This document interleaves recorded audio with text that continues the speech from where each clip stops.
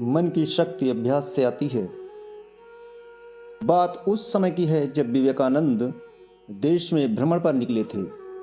साथ में उनके एक गुरु भाई भी थे। स्वाध्याय, सत्संग और कठोर तप का अविराम सिलसिला चल रहा था। जहाँ कहीं भी अच्छे ग्रंथ मिलते वे उनको पढ़ना नहीं भूलते थे। किसी नई जगह जाने पर उनकी सबसे पहली तलाश किसी अच्छे पुस्तकालय की रहती। एक जगह एक पुस्तकालय ने उन्हें बहुत आकर्षित किया। उन्होंने सोचा, क्यों न यहाँ थोड़े दिनों तक डेरा जमाया जाए। उनके गुरु भाई उन्हें पुस्तकालय से संस्कृत और अंग्रेजी की नई नई किताबें लाकर देते थे। स्वामी जी उन्हें पढ़कर अगले दिन वापस कर देते। रोज नई और मोटी मोटी किताबें इस तरह से देते और वापस लेते हुए उस पुस्तकालय का अधीक्षक बड़ा हैरान हो गया। उसने स्वामी जी के गुरु भाई से कहा, क्या आप इतनी सारी नई नई किताबें केवल देखने के लिए ले जाते हैं? यदि इन्हें देखना ही है तो मैं यूं ही यहाँ पर दिखा देता हूँ। रोज इतना बोझ लाने ले जाने की क्या जरूरत है?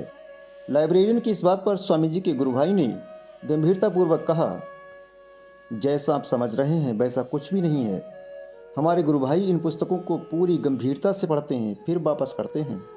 इस उत्तर से आश्चर्यचकित होते हुए लाइब्रेरियन ने कहा, यदि ऐसा है तो मैं उनसे जरूर मिलना चाहूँगा। अगले दिन स्वामी जी उससे मिले और कहा, महाशय आप हैरान ना हो, मैंने न केवल उन किताबों को पढ़ा है बल्कि उनको याद भी कर लिया है।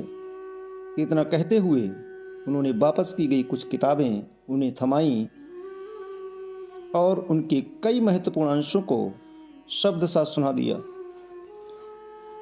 लाइब्रेरियन चकित रह गया। उसने उनकी याददाश्त का रहस्य पूछा।